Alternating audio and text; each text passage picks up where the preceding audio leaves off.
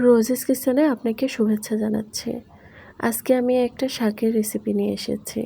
শাকটি হচ্ছে গিমার শাক। অনেকেই কম বেশি চিনে থাকেন গিমার শাকটা। গিমার শাকটা আমি খুবই সহজ সিম্পলভাবে রান্না করে দেখিয়েছি। আমি মাছ দিয়ে মূলত আজকে শাকটি রান্না করে দেখিয়েছি। খুবই সহজ এবং কম সময়ে মাছ দিয়ে গিমা ভুনা বা গিমা ঘাটি করে নেওয়া যায়, সেই পদ্ধতিটি আমি দেখিয়েছি। তো এই যে এগুলোই হচ্ছে গিমা শাক। যাদের গ্রাম অঞ্চলে বাসা তারা এই শাকটা খুব ভালোভাবে চিনে থাকবেন। অবশ্য শহরের মানুষেরাও এখন গিমা শাক চেনে, কারণ এখন অনেকেই এই গিমা শাকটা খেতে পছন্দ করে। তো এই গিমা শাকটা আমি কিভাবে কেটে বেছে নিয়েছি সেটাই দেখাবো। তো এই যে এখানে এই শাকগুলোতে এই যে দেখতেই পাচ্ছেন খুবই সুন্দর সুন্দর ছোট ছোট ফুল আছে। তো এই ফুলগুলো বেছে বেছে ফেলে দিতে হবে। তারপরে এটার যে নরম ডাঁটা আছে সেই নরম ডাঁটা অংশ পর্যন্ত কেটে নিতে হবে।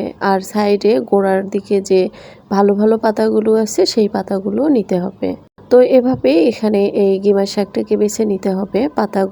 পাতাগুলো নিতে হবে এবং নরম যে ডাঁটার অংশটুকু আছে সেখান থেকে এই যে এভাবে কেটে কেটে নিতে হবে। তো এভাবে এই শাকটা বেছে নিতে হয়। আর মূলত এই শাকটা খেতে তিতা টাইপের। যদি খেয়ে থাকেন তাহলে তো জানেনই। এই শাকটা অনেকে ভাজি করে, আবার চচ্চড়ি করে।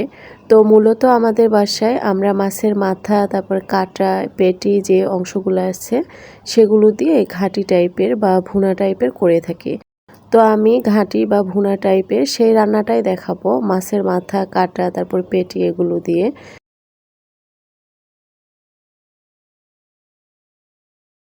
তো এখানে এই যে ছোট ছোট টাইপের আলু নিয়েছি।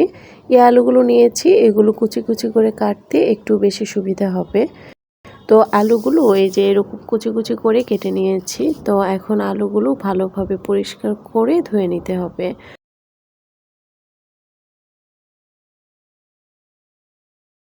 তো এই যে আলুগুলো সুন্দরভাবে ধুয়ে নেওয়া হয়ে গিয়েছে। আর এখানে নিয়েছি বেশ কয়েকটা পেঁয়াজ। পেঁয়াজগুলো সেম কুচি কুচি করে কেটে নিতে হবে। আর এখানে এই যে গিমার শাকটা ধুয়ে নিচ্ছি।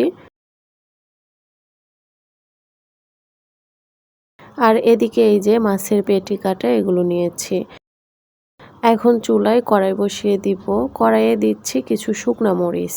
গিমার এই তরকারিটাতে শুকনা মরিচ দিলে ভালো একটা ফ্লেভার আসে, খেতে ভালো লাগে। দিচ্ছি রসুন কুচি, তারপরে দিচ্ছি তেল, আর দিচ্ছি সামান্য পেঁয়াজ। এখনই আমি সব পেঁয়াজগুলো দিব না। আর এখানে তেজপাতা, কালো এলাচ, সাদা এলাচ ও দারুচিনি এগুলো দিচ্ছি। এখন এগুলো নেড়ে চেড়ে একটু ভেজে নিব। তারপরে দিচ্ছি কয়েকটা গোটা জিরা। জিরাটা অপশনাল, তবে দিলে ভালো লাগে। এখন এগুলো মিক্সড করে নিচ্ছি। তারপরে দিচ্ছি লবণ,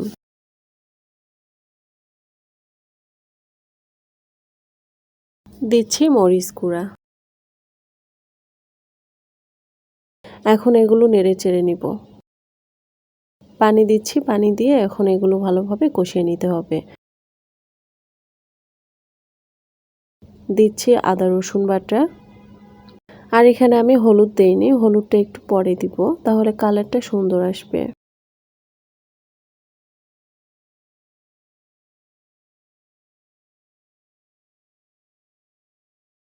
পরিমাণ মতো হলুদ গুঁড়া।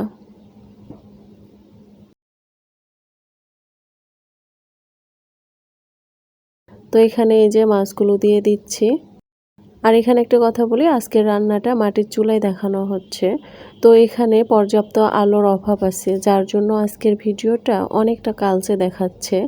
তরকারির যে আসল কালার সেটা আসতেছে না, অনেকটা কালচে কালার দেখাচ্ছে। তো মাছগুলোকে এখানে কষিয়ে নিয়েছি। এখন সেই আলুগুলো দিয়ে দিচ্ছি।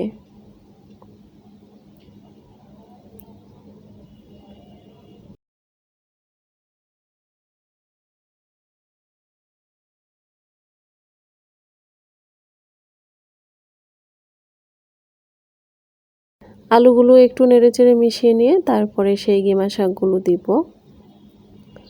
তো শাকগুলো এই যে পানি থেকে ধুয়ে ধুয়ে তুলে নিচ্ছি।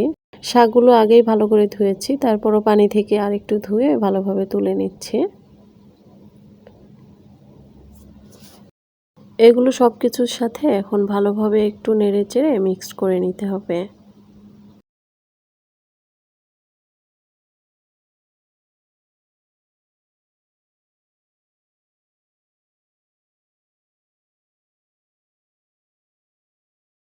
তো তারপরেই দিয়ে দিচ্ছি পানি, সেদ্ধর জন্য পানি দিচ্ছি, খুব বেশি পানি লাগবে না।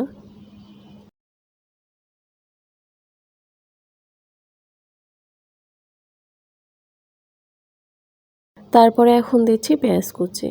পেঁয়াজটা একটু বেশি পরিমাণে দিলে গিমা শাকটা খেতে বেশি ভালো লাগে। পেঁয়াজের পরিমাণটা একটু বেশি দেওয়ার চেষ্টা করবেন। এখন এগুলো জাস্ট একটু ছড়িয়ে দিয়ে দিচ্ছি ঢাকনা। ঢাকনা তুলে যখন বলক আসবে তখন নেড়েচেড়ে সব কিছু ভালোভাবে মিক্সড করে নিব।